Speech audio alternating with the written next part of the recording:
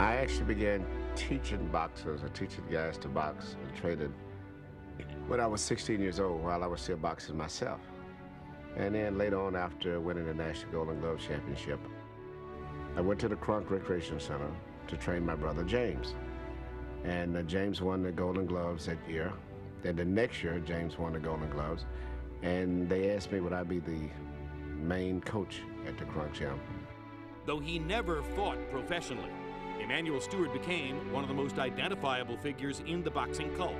He leaves us as the most decorated trainer in the history of the sport, having worked with 41 world title winners in a career that spanned more than 40 years. He carved out his legacy in this basement gym in Detroit's Kronk Recreation Center, where in the 1970s, under Steward's guidance, one of the most celebrated amateur programs in the history of the sport emerged. His 1971 Kronk team featured 7 Golden Gloves champions and began the legend of a culture that would become one of the most recognized gym brands in boxing history. His first world champion was Hilmer Kenty in 1980. But in those early days, Steward's breakout star was Thomas the Hitman Hearns. And together, they would engage in some of the most memorable showdowns of a generation. There has been no boxing that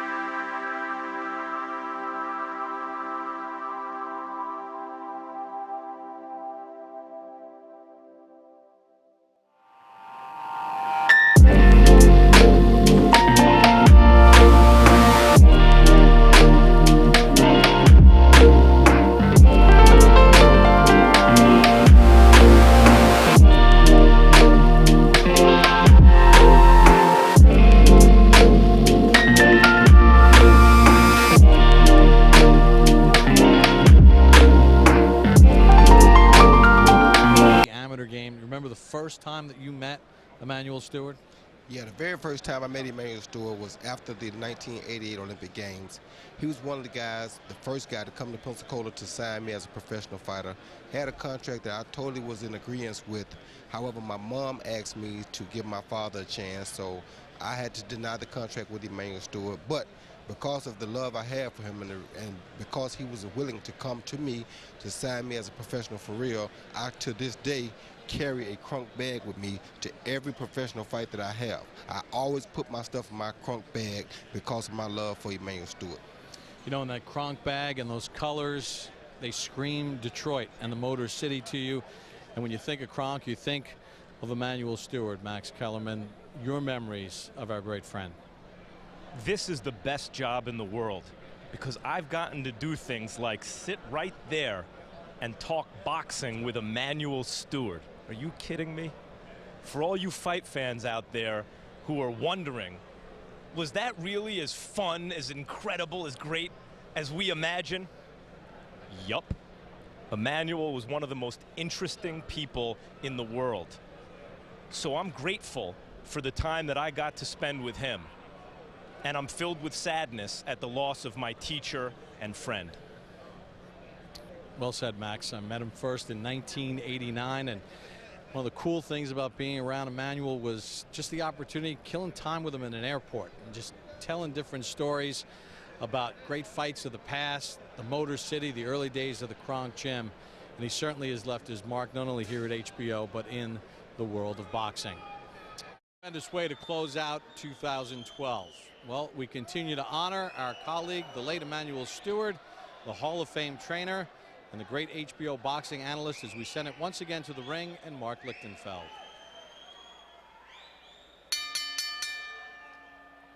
Ladies and gentlemen, earlier this week, the boxing community lost one of its most beloved and respected members. On Thursday, legendary trainer and HBO boxing analyst Emanuel Steward passed away after a brief illness. Emanuel began his Hall of Fame career as a trainer by bringing his younger brother James down to the Kronk Gym. And it wasn't long before Emanuel turned the Kronk into a boxing mecca. There, he became a father figure and a positive influence to countless young men, turning many of them into top fighters and several into world champions. Among them, of course, the all-time great Tommy Hearns. Those who knew and worked with Emanuel treasured his infectious laugh and his generous spirit. It was known that he would give his time to anyone who wanted to talk boxing.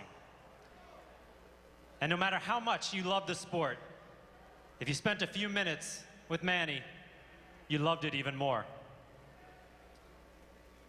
He'll go down as one of the greatest trainers in history, a master of strategy and boxing's X's and O's.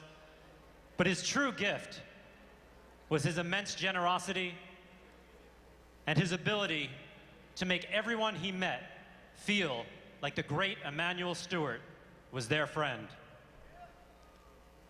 On Thursday, boxing lost a man with tremendous knowledge and insight, but the world lost a tremendous man. At this time, we ask that you please rise and observe a moment of silence as we honor the memory of Emanuel Steward with boxing's traditional 10 count.